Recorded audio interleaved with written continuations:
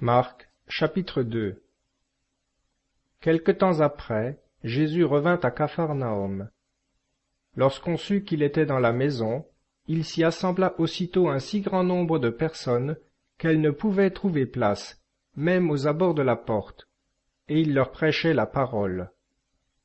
Alors on lui amena un paralytique porté par 4 hommes, et, comme ils ne pouvaient l'aborder à cause de la foule, ils découvrirent le toit à l'endroit où il était, et par l'ouverture ils descendirent le grabat où gisait le paralytique.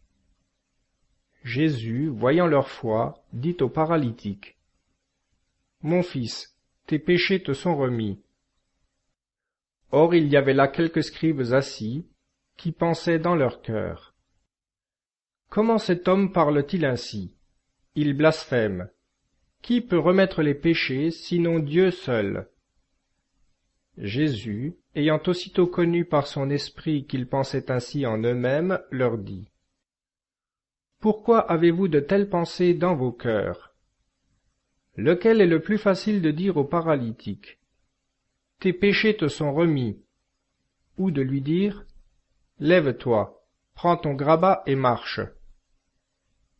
Mais afin que vous sachiez que le Fils de l'homme a sur la terre le pouvoir de remettre les péchés, je te le commande, dit-il au paralytique, lève-toi, prends ton grabat et va dans ta maison.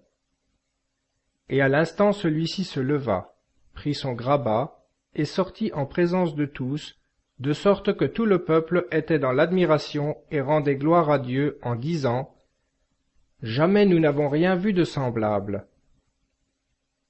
Jésus sortit de nouveau le long de la mer, et tout le peuple venait à lui, et il les enseignait. En passant, il vit Lévi, fils d'Alphée, assis au bureau de péage.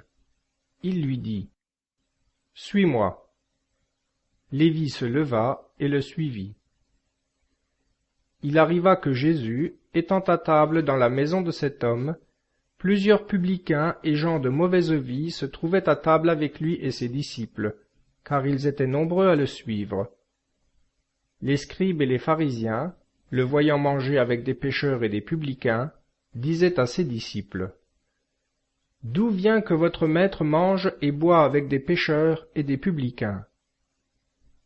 Entendant cela, Jésus leur dit, « Ce ne sont pas ceux qui se portent bien qui ont besoin de médecins, mais les malades.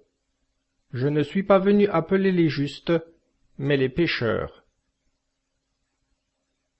Les disciples de Jean et les pharisiens avaient coutume de jeûner. Ils vinrent le trouver et lui dirent, « Pourquoi, tandis que les disciples de Jean et ceux des pharisiens pratiquent le jeûne, vos disciples ne jeûnent-ils pas ?» Jésus leur répondit, « Les compagnons de l'époux peuvent-ils jeûner pendant que l'époux est avec eux? Aussi longtemps qu'ils ont avec eux l'époux, ils ne peuvent pas jeûner.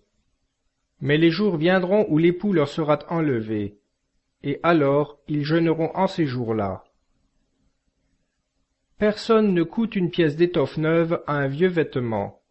Autrement la pièce neuve emporte un morceau du vieux, et la déchirure devient pire. Et personne ne met du vin nouveau dans des outres vieilles.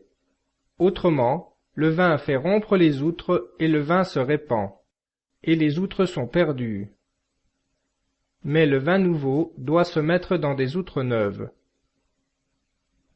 Il arriva, un jour de sabbat, que Jésus traversait des champs de blé, et ses disciples, tout en s'avançant, se mirent à cueillir des épis. Les pharisiens lui dirent, « Voyez donc, pourquoi font-ils, le jour du sabbat, ce qui n'est pas permis ?» Il leur répondit, « N'avez-vous jamais lu ce que fit David lorsqu'il fut dans le besoin, ayant faim, lui et ceux qui l'accompagnaient? Comment il entra dans la maison de Dieu, au temps du grand prêtre Abiatar, et mangea les pains de proposition, qu'il n'est permis de manger qu'aux prêtres seuls, et en donna même à ceux qui étaient avec lui. Il leur dit encore, « Le sabbat a été fait pour l'homme, et non l'homme pour le sabbat. C'est pourquoi le Fils de l'homme est maître même du sabbat. »